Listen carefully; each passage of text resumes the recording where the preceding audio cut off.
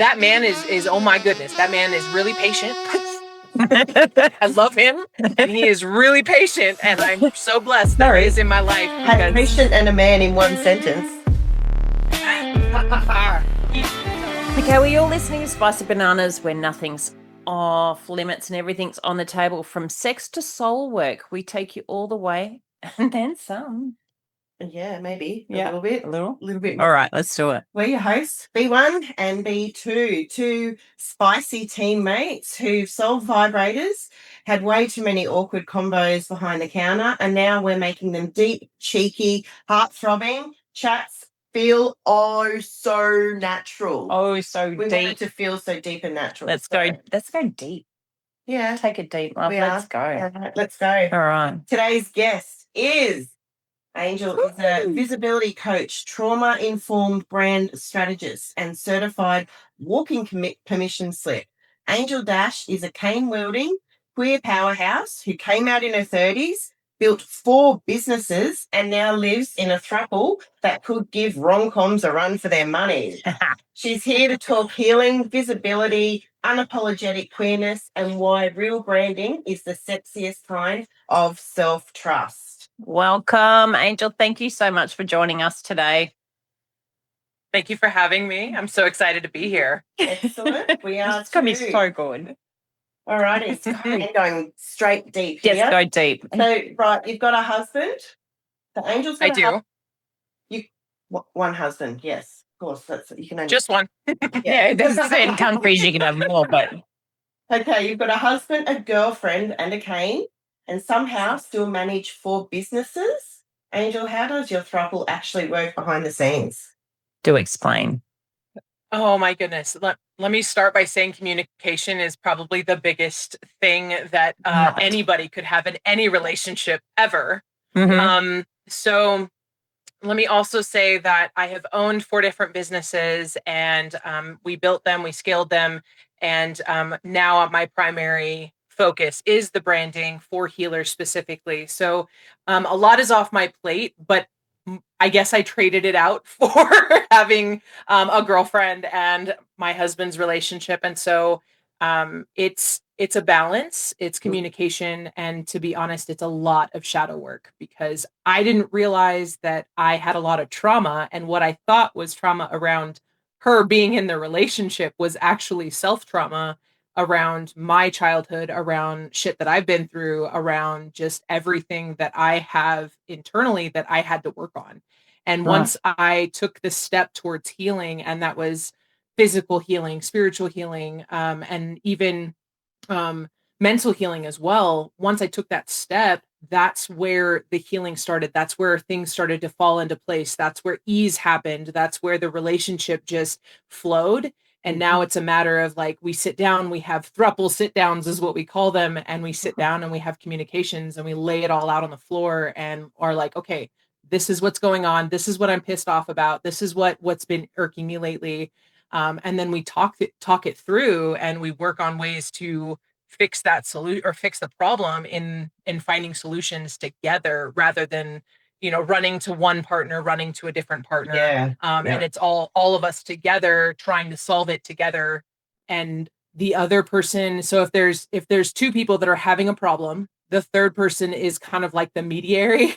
So they're like, hey, you're kind of being a little defensive. And then you're kind of being a little, hey, whoa, you shouldn't have said that. Like, so it's very much a balance, and it is not for everyone. Let me just also preface, it is not for everyone. I don't push that on anyone.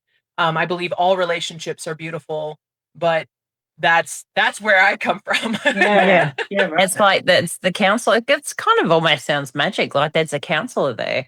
Yeah, you've always got that. There'll be one third one, whoever's turn it is. Yeah. Whoever's needs to sort of work it out and go, whoa, you should have not said that and whatnot. Yeah. Okay. Interesting. Yeah. So you came out as queer in your 30s, fell in love with a woman while married to a supportive man. Man, that's not just a plot twist. That's a whole ass Netflix series. Seriously. So how does the evolution change your relationship to love, desire, and identity? So I didn't have the words for queerness as a kid. I was raised in a very religious household, and it was very much monogamy, like husband and wife, very, very cut and dry. Yeah. And I didn't have the words for what I was feeling when I saw other women. I didn't, at first, I thought it was, you know what, I want to be like her. Yeah. But the more that I grew and the older that I got, I realized, no, I'm actually attracted to this person, this female. And I'm sorry, female comes from my military background, so I apologize. We say Woman. that. Yeah, we say it. You say whatever you want. So, in the process of how this happened, my husband had worked up to that question. He'd worked up to, like, maybe you should explore that. Because in the beginning, prior to working on myself, it became a fight between us, because it was like, oh, I'm not good enough. Oh, you want another woman in this relationship? Like, I was very raw about it because I had my own insecurities that I didn't work through at the time. Mhm. And so he started noticing how I would be attracted to another woman that was walking by, or, I would point her out and I'd be like, man, she's really pretty. And so then it came to him sitting me down, and he's like, hey, we need to talk about you exploring this, because I think that it might be a part of who you are. And I'm like, well, oh, okay. All right, I'll try it. But I was very scared at the time. Yeah. And because of that scaredness, I actually asked him to come with us, and we went to it's an adult entertainment facility. Yes. I guess. Yeah. I guess that would be the proper term for it. Yep. And they allowed me to ask questions and explore different parts of my sexuality and different kinks that I may have had at the time that I wasn't open to, and didn't even know I didn't even know. It was like a whole new world. Yeah. And but it was in a safe place, and they were very much born on safety. So they, like, you had to sign the orientation, you had to go through the membership process, and then when we walked in, like, there was so much safetiness around this that I was able to finally be like, okay, you know what, I can explore this, I can do this safely, and I'm not alone in this. There are other people here that are also trying to do the same thing, and it's a safe place to do that. So I think that that's very important for others. Absolutely. Massively. Creating a safe place wherever you go, and that includes shopping in adult stores, is the same thing. You've got to create that safe Environment. especially when it's your first time. You don't know what to expect. Like, you didn't know what to expect. So, and therefore you become more open to what you're after, or searching for, whatever the terminology may be. But if you're in that safe place, and a place you want to be in, you're more open and honest with yourself too. So yeah, definitely. Professional level too. If they're not professional, if they weren't professional, you'd be like, oh, this feels creepy here. I don't even want to. Absolutely. Don't feel comfortable. And it's the same with adult stores. It's targeted that same way. She creeps me out sometimes. Yeah, because I like to scare you when I hide behind mannequins and stuff. Dickhead. What I do. I know, right? But I'm a worry. Okay. Most people barely survive monogamy. What have polyamory? Sorry. Polyamory. She's not well. I'm very not well. Glasses on, and she still can't bloody read. God. Let me start again. What have polyamory and throuple life taught you about honesty, communication, and sensual freedom? That's a great question. Let me take a breath and kind of process the thoughts there for a second. Down. It's a very deep question though too. So it is a deep question. And I think that, prior to being in this wonderful polyamorous relationship with my partners, it was very, like, I love my husband and he loves me and we are madly in love with each other. But I've always felt like something was missing. And so with him kind of giving me the support to be able to explore this side of me, we have been in a relationship now going on 3 years. And it was challenging in the beginning, but I think that because of the communication and because of all of us working on ourselves individually through therapy, through other means, whatever that looks like for each of us, that brought us together closer because we were able to realize, okay, the problem isn't with you. The problem was something that was going on with me, and I was just triggered. And I was just having an issue with some trauma that I've had from my past.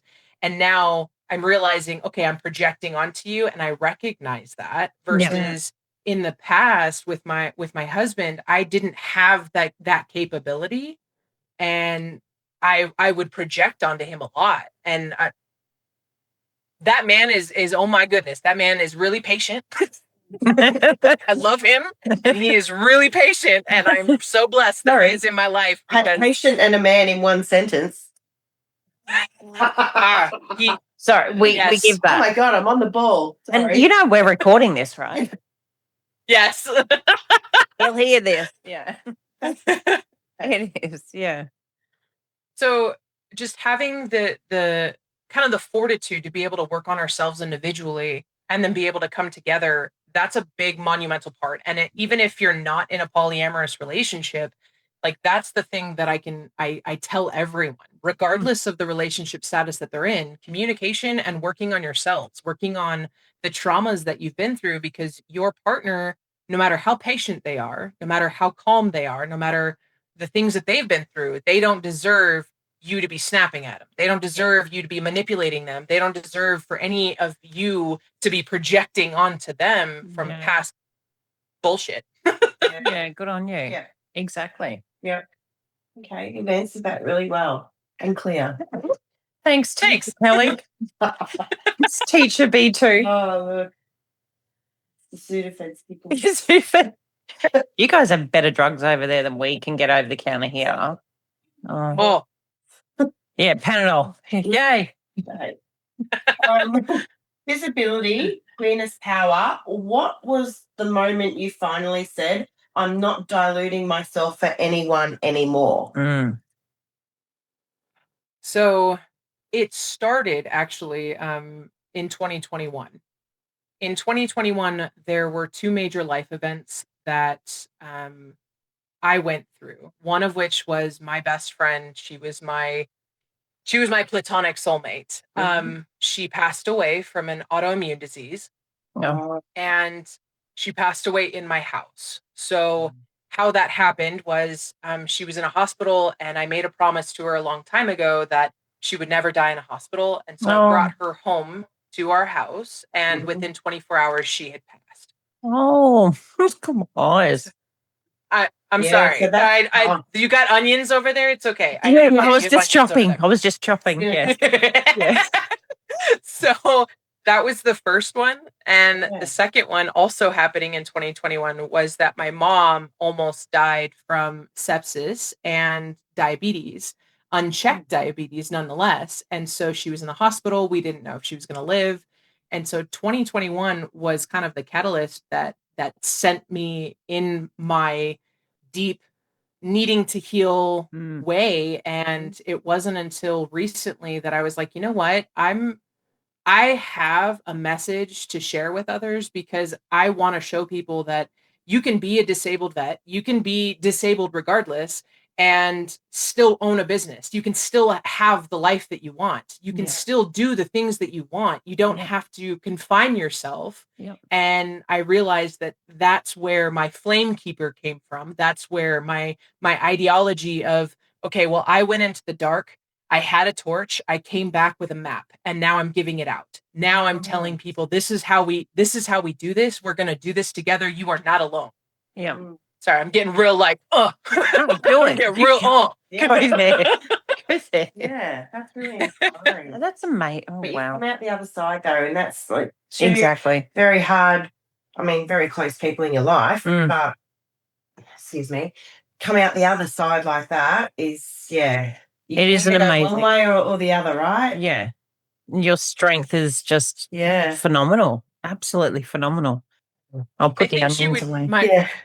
I think my friend would kick my ass spiritually if I didn't. So there was a lot of that. Yeah. There was a lot of swift kicks in the ass as I'm walking through life, and I'm like, ow, that hurt. And I'm like, okay, all right, I'm doing the thing. Yeah. Okay, I now hear you. Feel you loud and clear. Got it.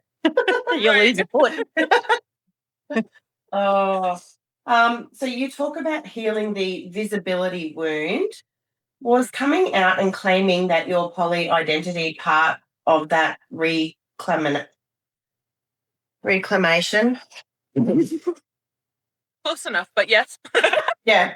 I'm No, going to let okay. her dwell on that now. I could help, but I won't. We all know what she's trying to say. Reclamation. Yeah. Yep. She's reclaiming it. I'm reclaiming it. No, we're not even Perfect. trying to say that word again. So yes, in short, it was. Yeah. The biggest part of this was coming out to my mom, and she's still very spiritual. She loves me very much. She tells my partners that she loves us very much, but she doesn't agree with the relationship, and that's okay because it's not for everybody, and I get that. But I remember when I was coming out to my mom, I'm like, okay, I'm going to take her to Panera. I'm going to feed her. I'm going to give her food and make sure that her mouth is full when I tell her about this. So I had a plan when I did this. Can't run fast either. Well thought. Right. Yes. She ain't going to say shit with a full mouth. Oh God, no. Well thought. Yeah. Thought out. Oh, So, my time. Yeah, in short, it was. Yeah. That's it. So let's get into the polyamory. What's the sexiest lesson you've learned about love and that more than just that one partner? One you've got to counsel, The right? beauty. Right. Yeah. So funny enough, our girlfriend is actually a therapist. Stop it. Wow. I'm not kidding you. There's a double. You are so clever. This woman is clever. So she's definitely helped in a lot of ways. Yeah. But when it comes to having a partner, regardless of what that looks like for everyone, it's a matter of having the conversation. It's a matter of having the conversation about what your kinks may be, what you are into, what you're not into, what hard no's you have. And that was a conversation where we had a throuple sit down, and we had like a whole list. It was like a list that we got off of the internet, and we went through and we ticked it off. Okay, he likes this, she likes this. All of us say no to this, like, Yeah. and we just kind of like went through that and Yep. and talked about it. And in the beginning, when we first sat down for this, it was really unnerving. We were all really nervous. We were all kind of scared almost, because we didn't want to be judged. And that's the I wouldn't say the problem, but that's probably the fear that a lot of people have around this, and around having that honest conversation around your love life. And so by starting it with the list, we went from there, and then we started implementing some of the things like, hey, can we try this? Hey, can we do this? Hey, what about this? Hey, and then it just became like, now it's become more fluid. Now it's like, hey, why don't we do this? Yeah. And instead of like, can we? So now it's more of the matter of just talking about it and having that communication and like the conversation, despite being fearful. Yeah, because you've got that trust barrier now. So you all know sort of, excuse me, that sort of, a question that you go, I'm not going to ask that because I know none of us are really going to go for that. But it's that communication, as we talk every time. It's such a biggie. Every day in life, but at work, same thing, communication, isn't it? Yeah, 100%. There's this there's this idea that visibility equals vulnerability, but what's the difference between being exposed versus being empowered? So I think for that, it's despite the fear. Mhm. So when you are exposed, it's okay. Now you're fearful, you're afraid. So now you're going to, the example that I use for a lot of my clients is they post something on social media and it's embarrassing or it's raw, and they're like, I don't know if I should share this. Okay, I'm just going to take it down. The empowering part behind it is, I'm going to leave that shit up. Yeah. I want people to see my life. I want people to know that I'm a disabled veteran. I walk with a cane. I want people to know that I am queer and I am proud and I am in a polyamorous relationship and I'm happy because those two people are the ones that support me and have my back at the end of the day. Yeah. Like, so it's a matter of stepping beyond the fear. You can do something and still be fearful, but it's a matter of still stepping into that next step. Yeah. Because once you take the step, regardless of you having the fear, that's where you become empowered. Because now you're sharing your story with others, and then others can go, "Hey, you know what? That sounds like me. I get that." So Thanks for sharing your cold. Sorry. Like how I just blame her for everything. Good one, V2.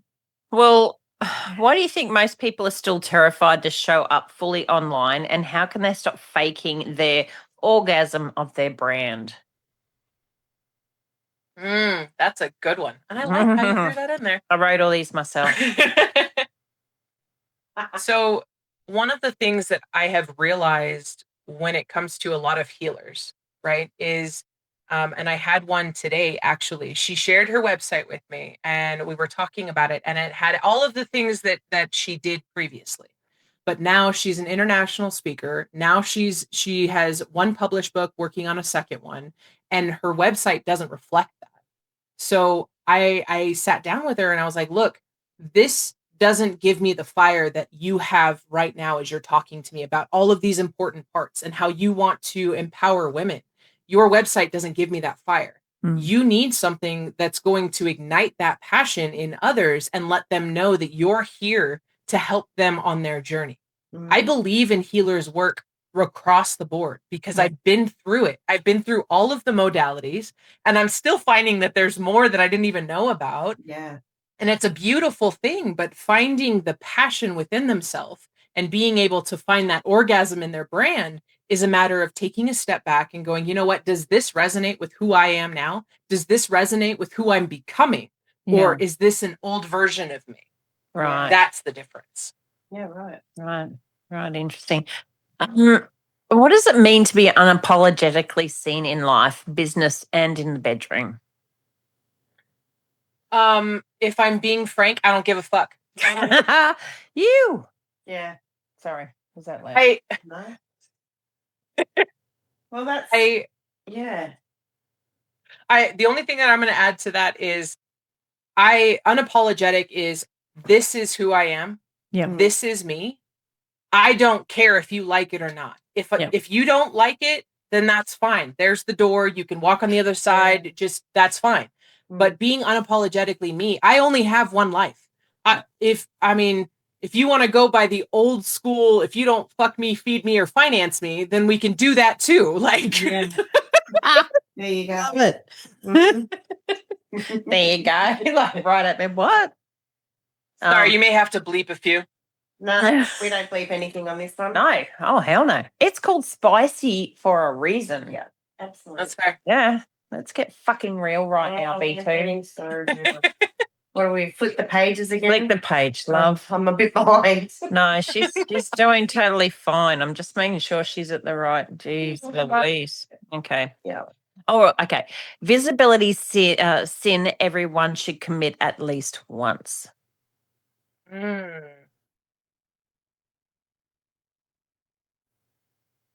have two actually. Either one picture or post or whatever of you laughing candidly, not you taking the picture, somebody else taking the picture of you candidly as you're laughing, belly laugh, enjoying the moment, because that shows so much of your spirit in one little image, in one little shot. And I used to hate my smile. I used to hate my laugh, but that's who I am. I am a goofball. I really am. I am a goofball, and I love that. And I make people laugh because I want people to feel comfortable, but at the same time, this is who I am. Well, that means you're being real. So and you can see that you're being real. So people know that you're being real. It's not Yeah.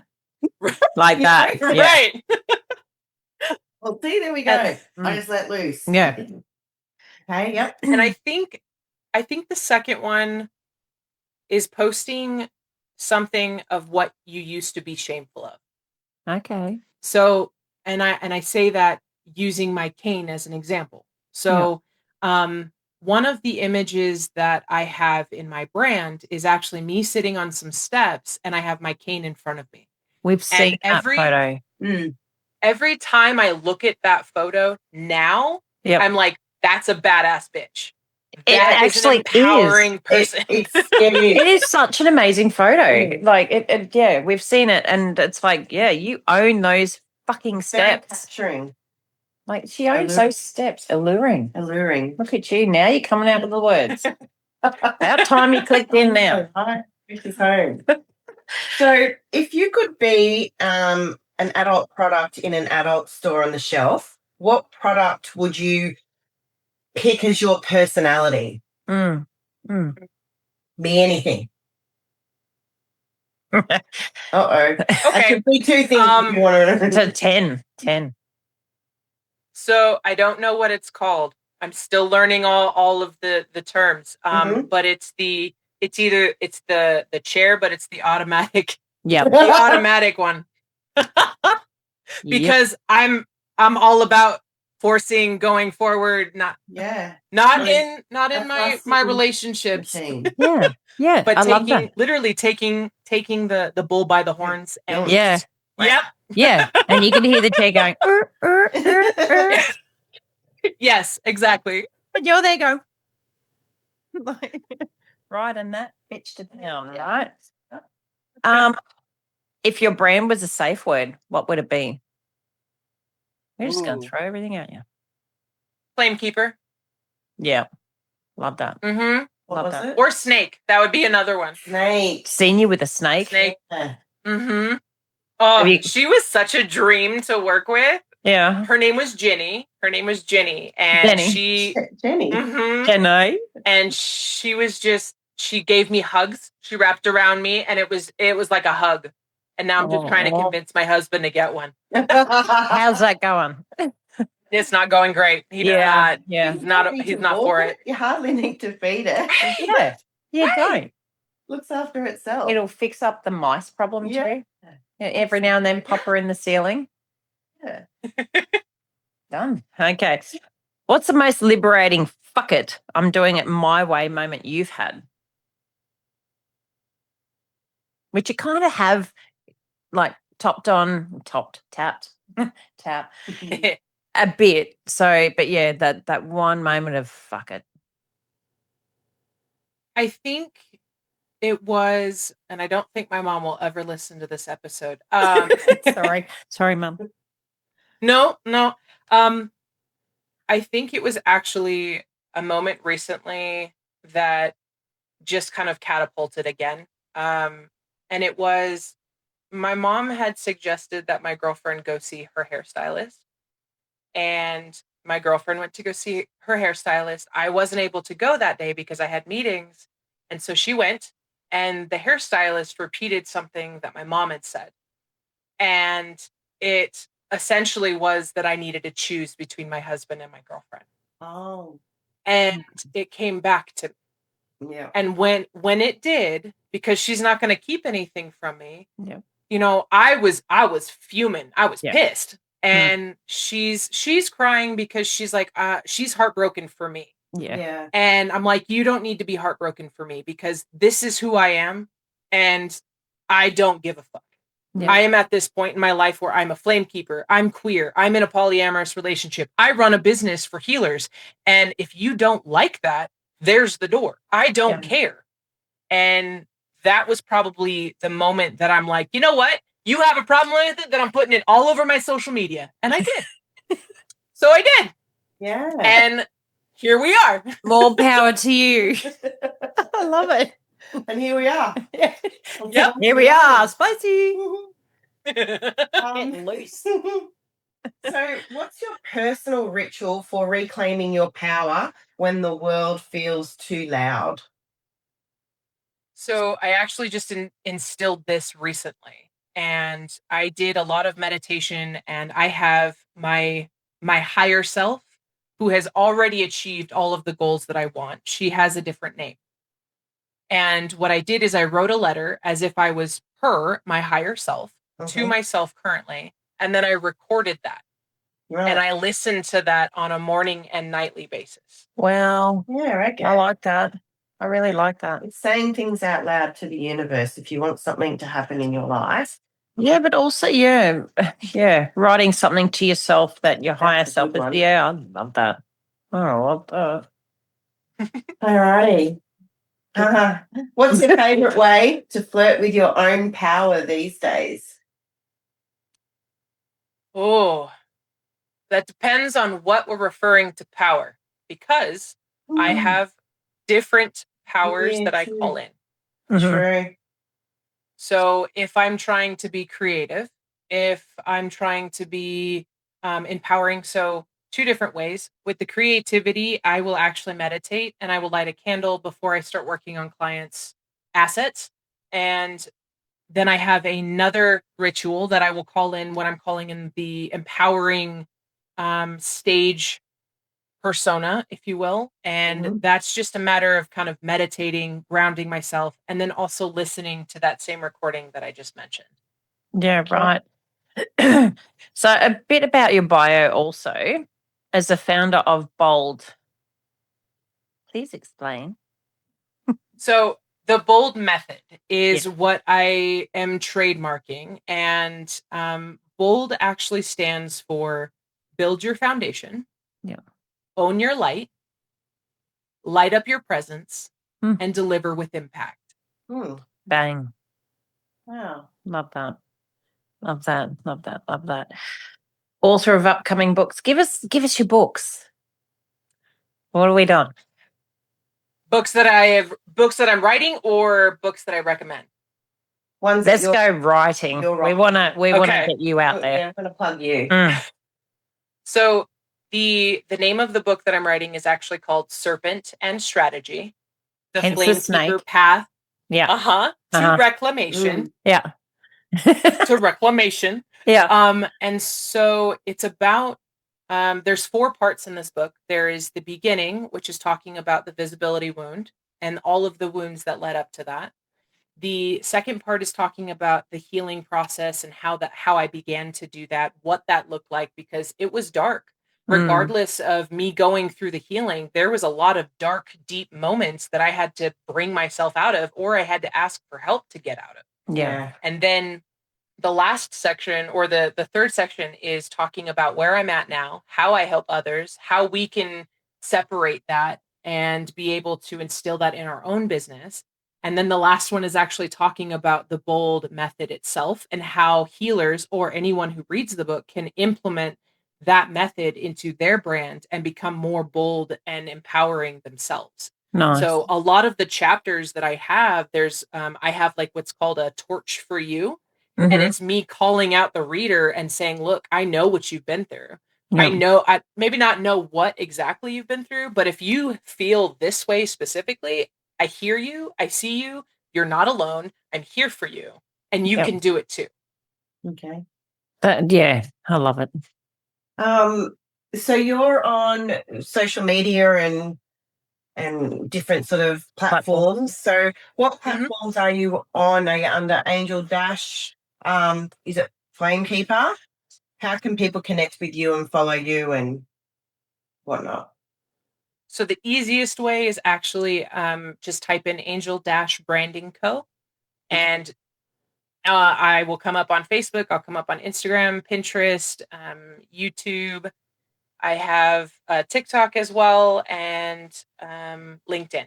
Okay. You're a busy Lizzie. Yes. You're one I'm busy little lady. I'm busy. Oh, that was a weird laugh I just did then. Yeah, Sorry. No, it's like I was nervous going, she's busy. I whinge about being busy. I'm nowhere near that busy. Look, what else? We've asked everything, haven't we? Yeah, no, it's been a really interesting conversation with you, Angel. You've probably opened up a lot of eyes for our followers and viewers. Definitely. because it's a lot of things that we hear and see about it in our store ourselves. We have So- staff that work with us that are poly. Yeah. So it's just to, just to get it out there a bit more clearer for maybe the ones that are Skeptic. What? black and Skeptic. white. And Yeah. you see black and white. Yeah. Yeah. Too many of them. They won't be listening to us anyway. Hey, fine. Fine, I say. But yeah, no, it's been a really interesting chat. You want me to let me clear my talking voice.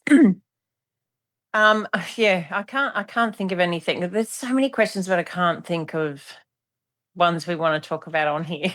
Maybe when we end recording, we might get a little deeper. But look, massive thanks to Angela Dash today. Or the Angel. I said Angela. Give me your glasses. I do apologize. Say angle.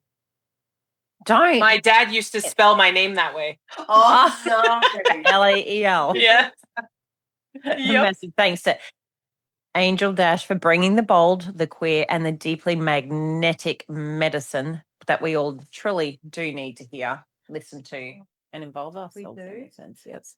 If you've ever felt too much, not enough, or stuck in the safe zone, Angel just gave you a whole permission slip to step the hell out. Mhm. Drop us a 5 spicy stars, slide into our DMs. Don't. And go be your own damn fantasy. Yes. Yeah. Right. So we've covered the avenues that they can find you with. We really appreciate your time, Angel. Thanks, Angel. Thank you.